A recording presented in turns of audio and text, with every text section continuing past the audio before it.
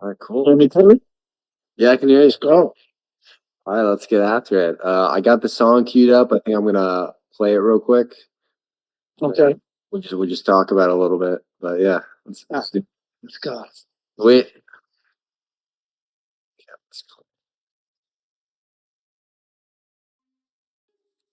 Fuck, we got you.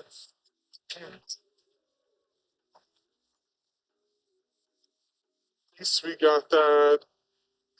Slide into party like a case. The fever future takes. One thing to chase out. And you just fix. How you make it so clear? If I told you from the jump you were leave.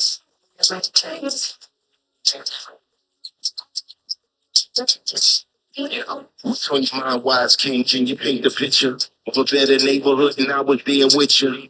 But all I see is hatred, robbery, poverty, jealousy. I'm on a different time, different energy.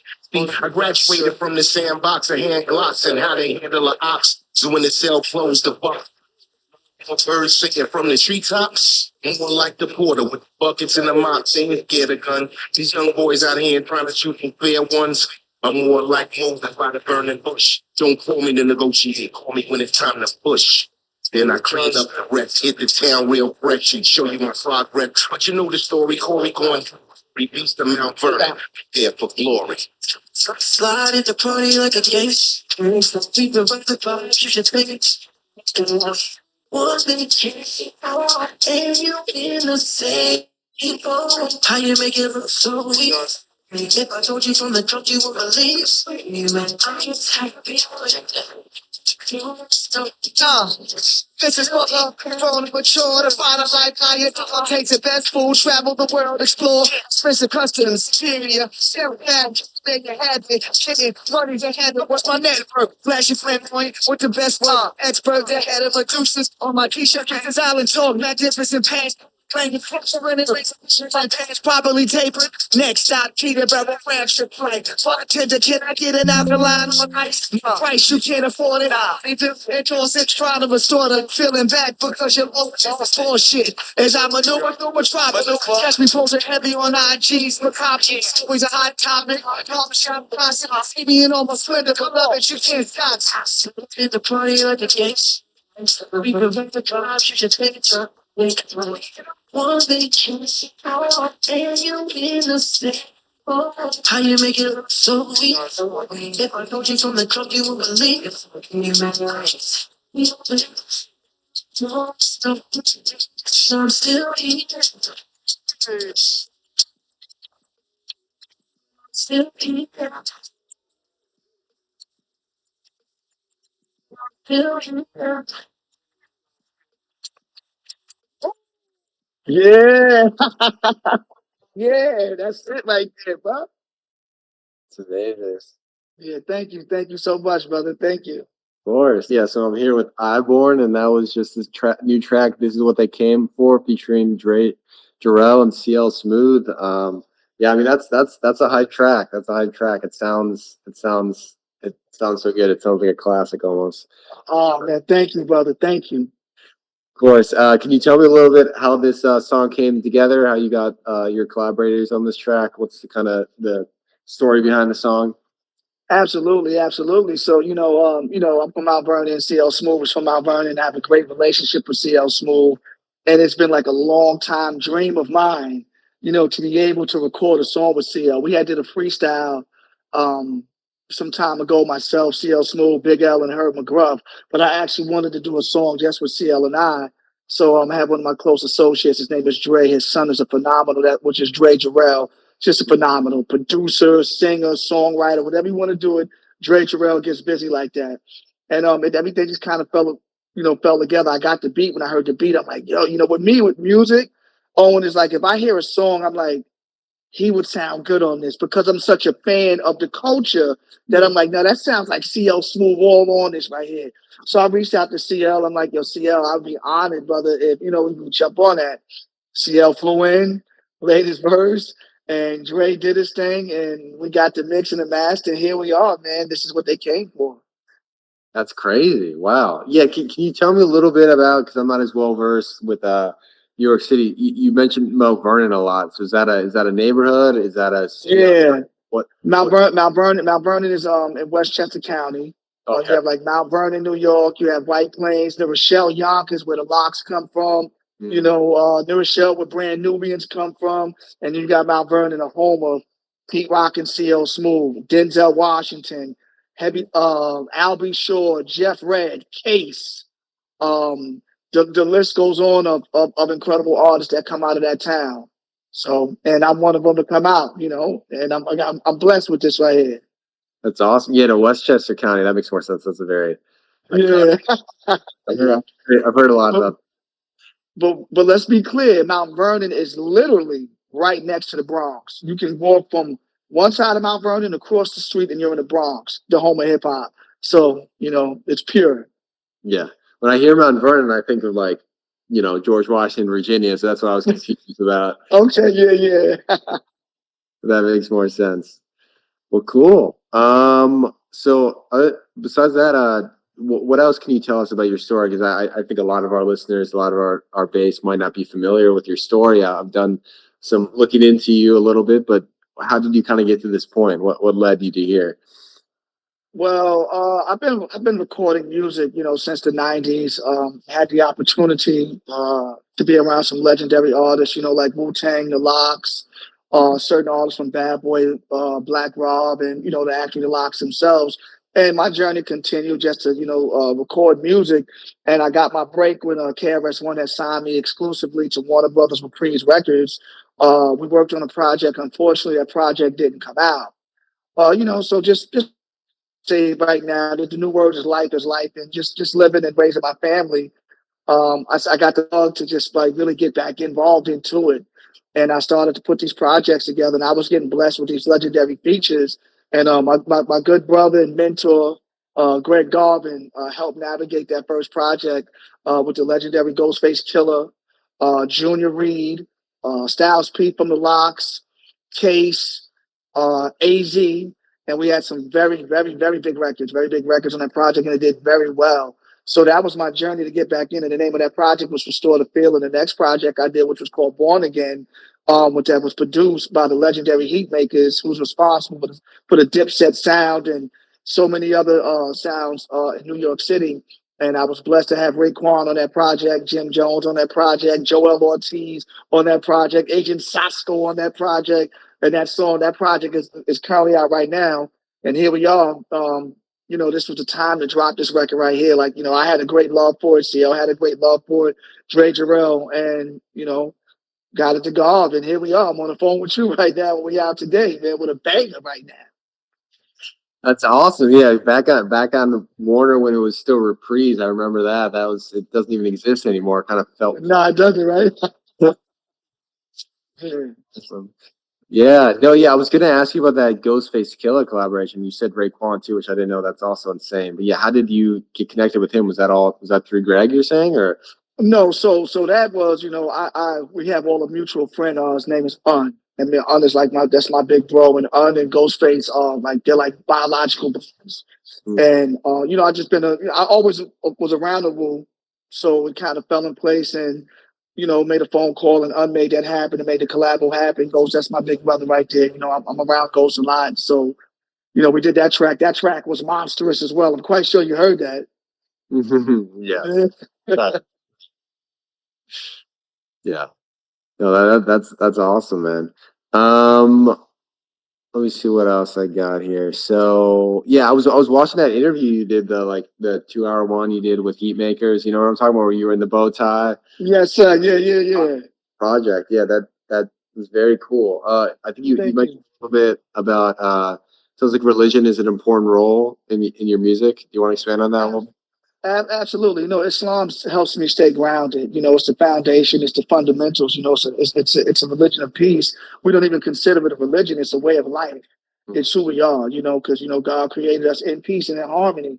So that helps me abide and keep myself in due bounds and helps me maintain my discipline and allows me to function in this mad world that we live in, right? And it just it gives me peace. And through that I'm able to create my music through that. So Mhm. Amazing. Yeah, no, I know. That's a really cool. Thank you. So let me see what else I got in my notes on you. I mean, yeah, I really like the Born Again project, and it sounds like Heat Makers really was inspired. Like he was listening to your stuff and was like, this music sounds like it's fit. Like how cool was that for him to come to you for that project?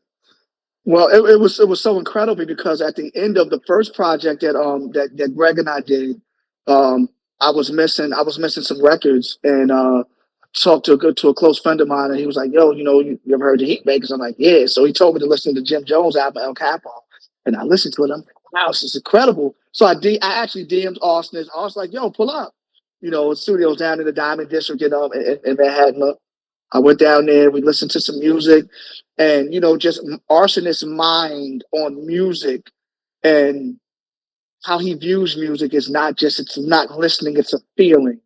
And he saw something in me that I didn't see in myself, and he saw this huge leadership role that I can actually Mhm. put a project out there that could change the trajectory of a lot of way people think and view things. So he tailor made that music for me. Now, to be in a studio artist, you never know what's going to pop up inside of the Heatmaker studio. It could be anybody, and I met some incredible people there. But he handcrafted that music for me. Every beat he made for me. So it's not like I was just getting random beats. He sat down, he thought about me, and he produced the Yeah. entire project. And we're going back for round three. We're going back, no problem. We're going back for the second one. Yeah. Yeah. So we're gearing up for that right now, man. That's awesome. Yeah, no, that seemed like that was a pretty critical piece of your catalog. Yeah, Um, thank you. of course, yeah. Because looking through that, so because you have these two releases currently out, was there stuff that you did in the past, probably in the past couple of years, that has just kind of not been redistributed at this point in time? What songs you talking about? This one right here? Yeah, well, yeah, no, I'm looking like Born Again, Restore the Feeling. What was there other stuff that you had done in the past that kind of just is no longer available? Yeah, well listen, if you go to Herb McGruff, Destined to Be, pull up Herb McGruff, Destined to Be, and that was one of my first big records that I was featured on with Cameron, Panama PR, rest in peace.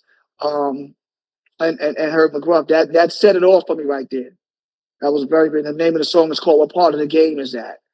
That was my introduction into the world. And I want to shout out Heavy D, rest in peace, and my brother Damien D. Oblada, and that gave me the opportunity to be on that song right there. That actually changed and got me going in the direction that I'm in now. Awesome. Yeah. Now, how did you originally get connected with Greg? What was that whole journey No, like? it's a really good story. So when I was doing Restore the Feeling, I had recorded about 15 songs, and I was going to put the record out. That's when United Masses came out. I was going to put it out on United Masses. I'm like, Steve Scott, it's going to be dope, whatever. So literally right before I did that, a very close friend of mine and close friend of Greg's, his name is Wop. Wop had called me and said, "Hey, I'm born. What you doing with that project?" I said, "Yo, I'm about to drop it on United Masses." He said, "No, no, no, hold up. I need you to speak to my man Golf. I need you to speak to my man Golf." So I spoke to Greg and we had a great conversation. And Greg honestly was my doorway and guide into this new digital era. So I come from the analog era, the tape, CD, album. And, I told Greg, I said, "Listen, man, I got all these artists, let's talk about some money." And he had to really make it clear. He's like, "Listen, man, like, I get it, but this is a whole new time right now. And I have to basically build you up for the world to see." Yeah. And that's what Greg did. So I owe Greg a great deal of what he did for me because I had nothing. Absolutely. I had music, and Greg made it possible for me to be heard all around the world. So, Wow, it's amazing. Uh, yeah. so yeah, I guess speaking on that, so your whole journey up to this point was mostly kind of in that analog space. So what has kind of been one of the biggest challenges in overcoming that and going into the digital era of music? The first project was cool. It was a learning phase, understanding algorithm and analytics and all of that. Your type of language that you speak, right? Just trying to get acclimated with that. Um, Watching Greg, studying Greg, and then the second project, really trying to I really wanted to take what I learned from Greg and try to do it on our own. We had some success with it, but it's a different ball game when you have somebody like Greg in your corner that really has the pulse and get your records placed here and do this and do that. But it was a great learning experience. But the transition with the streaming and the campaign and You know, how now when you even try to go do a legit campaign through Spotify, you couldn't even do it because now everybody's getting flagged and they're thinking that you're using bots and I'm using a Spotify campaign. How are you guys flagging me for something that you guys are using? So that was a bit frustrating. But anytime that I didn't understand something, God, what's up? And he would just make things clear to me, this is what's happening, this is why it's happening, and everybody's going through it. But besides that, I think it's cool. I mean, of course, I wish we got paid more streams. That's a universal beef right there that every artist in this world had. At one time you're getting paid. You could be getting paid from $1 to five, or depending on how your contract was negotiated. And right now you're getting like 0 point such and such percent per stream. But I'm thankful for the opportunity to be relevant in this time, Owen. Totally. I'm thankful for that blessing right now that I can actually be on a platform with you and speaking to you, so the audience around can see what's going on with me and my journey. 100%. Yeah, and I think that's what we're trying to accomplish with Stream and working with artists like you. So glad. Thank you. Yeah, of course. I'm curious a little bit about your songwriting process, like either on this song in particular, or in usual, do you keep like notes or voice memos if you just coming up with verses, ideas, or is it purely just when you hear a beat, that's when you write on top of it? A lot of time I'm basically drawing from inspiration. I could actually be listening to an R&B song and I'll catch a vibe and I'll write 4 bars or 8 bars. And like you said, I'll put them in my notes, and I'll just have them there because we never know when that time is going to come. It's the building blocks of like writing an essay. You have a body, you have an intro, you have a body, and then you have an ending. So I'll just write and I'll have rhymes there. Sometimes if I'm working on a project and I'm listening to the beat constantly all day, all day, all day, like I get a lot of my great ideas in the morning. I'll wake up out of my sleep in the morning time sometimes with a full 16-bar verse. And the beat is so ingrained in my brain that I don't need to hear the music no more. I'm in pocket. So then when I hear the beat, everything is like that. So, that's my songwriting process. I also write on the spot. If I hear a beat and I'm in the studio, I'll catch a vibe depending on the energy and who I'm there with. Cool. And do you like, what do you, is the writing just whatever you're inspired by, or is there a personal spin to it? Is it for yourself? Is it for an audience, or is it just, just whatever flows out of you? I think depending on where I'm at when I'm writing, just what's going on with me at that time. There could be something conscious. I could be watching something on the news and see something going on overseas, or I can see something with police brutality, or I can see somebody getting harassed, a young child getting bullied, and I'll draw something from that and build on that. Like, okay, how can I touch an audience with young people getting shot, or people just being targeted for the wrong thing, or women being mistreated, or our grandmothers not able to go to the store in our own community without feeling safe. How can that touch the minds of the people to galvanize around that, and let's try to protect people? So it's all depending on the situation, what I'm dealing with at that particular time will produce that idea in my mind. Cool. Yeah, and I think kind of picking off of that, I mean, you talked about, you referenced the community of hip hop. Do you feel like this very much is a community, and everything that you're putting out, it's kind of going back into the greater world of hip hop, and especially East Coast rap specifically? That's one thing about music in this digital era. I really don't. It lands where it lands. My goal is to put out the best music possible that I can possibly do, that represents me, that represents the culture. Because it's dark. I mean, honestly, right now, hip hop is dark right now. Some aspects of hip hop is dark. Like, you know, we all, as a writer, we like to write about our circumstances and where we come from. But then you have people that will reach success, right? And still write about the things that they're not doing anymore. Me, I don't like that. I want to show the world my growth. I'm not subjected to standing on a corner anymore. I'm a homeowner.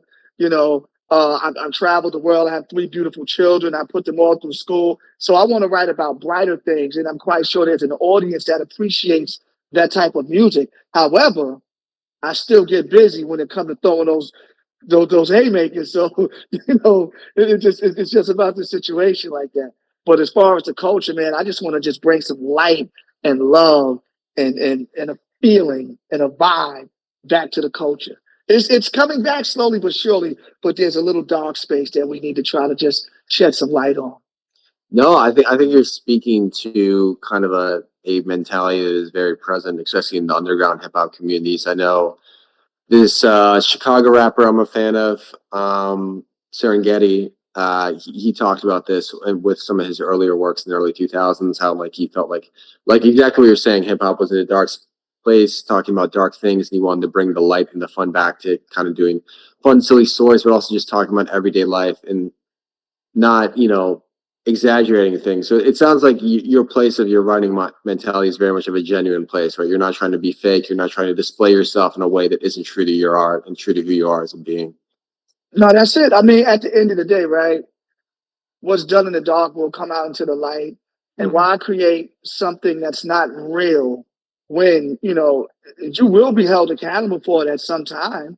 Yeah. But if you're speaking truth, if you're speaking actual facts, how can you be exposed? Only thing you can be exposed for is telling the truth. So I just like to strive to be as genuine and up forward and front as I possibly can be with my music, you know. I don't do fictitious tales and make myself just no. I born is who I born is.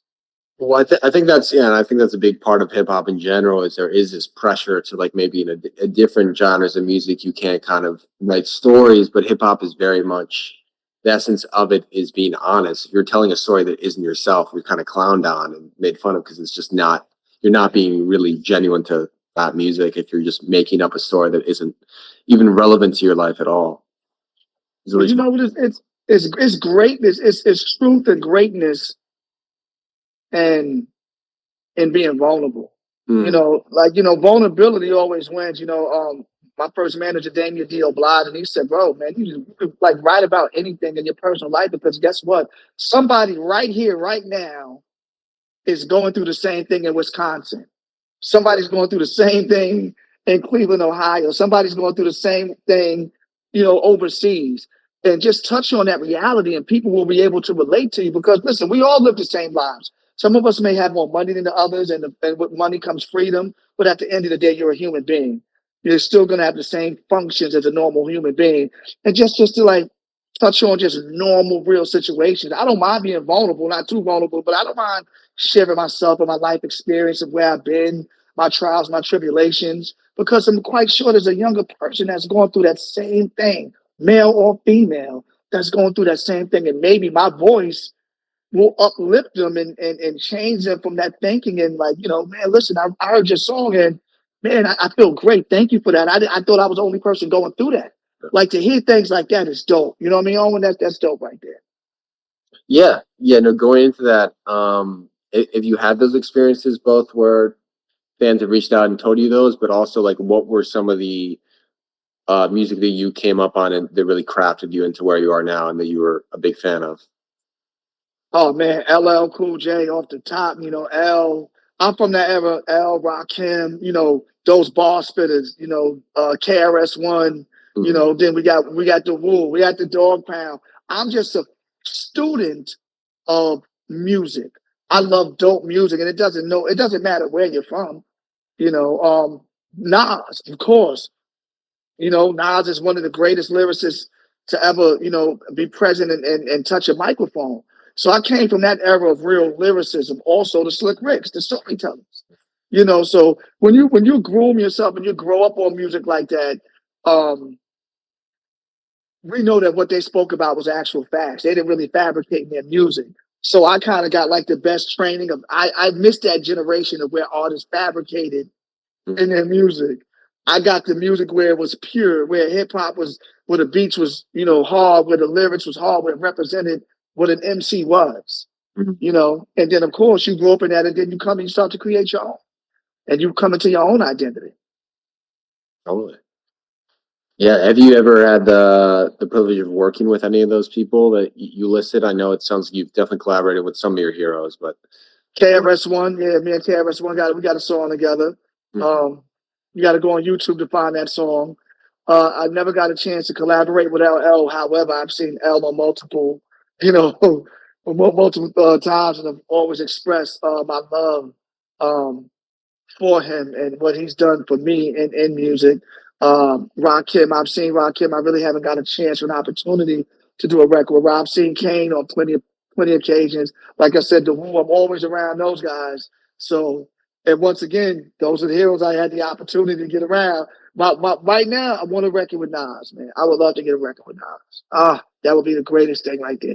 That and L was still a deal for me. Yeah. Yeah, that'd be amazing. Was MF Doom ever a part of your journey? I know he's also an East Coast guy. You know what? I tell you the truth, I didn't really get to tap into MF Doom. However, unfortunately, like a lot of artists, like I didn't really get a chance to tap into Nipsey.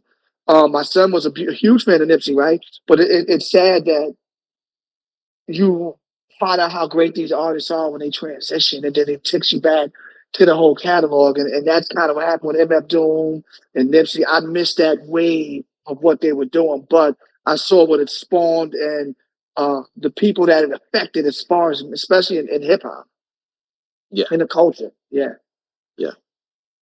I think that's a big thing, and it's a bummer that both of them you've already lost. right. Um, so what was kind of your journey to then coming with Stream? Was that through conversations with Garv, or what brought you to this point here? Yeah, no, Golf. I mean, he of course, Golf spoke so high about Stream. I'm like, man, what's going on over there? Like, I'm like, because when Golf starts speaking about something and he's typing, Golf is just, he kept mentioning, yo, Stream. I'm like, yo, what's going on over there? Like, yo, let's do something. Like, how can I get with Stream, man? And here we are with this dope record, and Golf, you, and the rest of the good staff at Stream really got behind this record. And I'm just happy to be here with you guys. I'm looking forward to doing a lot of great things over there. And I also want to personally thank you for the onboard tutorial. I've never got that before. That was super dope. What you did, man. Thank you for taking the time out to do that. Of course, no problem. I appreciate the kind words. I mean, yeah, that's a lot of what we're trying to achieve here. Be more personable, actually connect with artists and be part of their journey. So we're more invested in the end product. We're not just another face behind a screen that you don't interact with. We're trying to actually show you that we're putting in effort for the music that you're putting in effort to release with us. So, Thank you. Great to be a part of with you guys, man. of course. So, do you have any other releases on the near short-term future horizon beyond this one? Yeah. Yeah, we got me and the Arsonists, the Heat Makers. The name of this project is called WONA, Wilderness in North America. And I don't want to let the cat out the bag. But we got some big features on this right here. Oh, what I'm telling you, big, this is big, man. Yeah, that's exciting. I'm looking forward to this. So That's good to hear. Amazing. Do you have any shows coming up or any other events you want to plug? uh well, I'm a part of the calisthenic world. Like when you see these guys in the parks Hmm. doing these or doing, I'm like the godfather of that movement. I'm the first one to put out a DVD with the Rough Riders. It was called Thug Workout.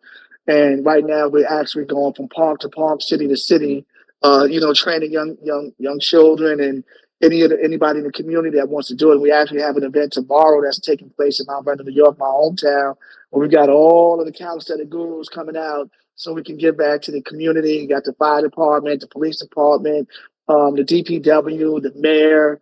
A lot of people are supposed to come out, and we're going to make this thing a big success.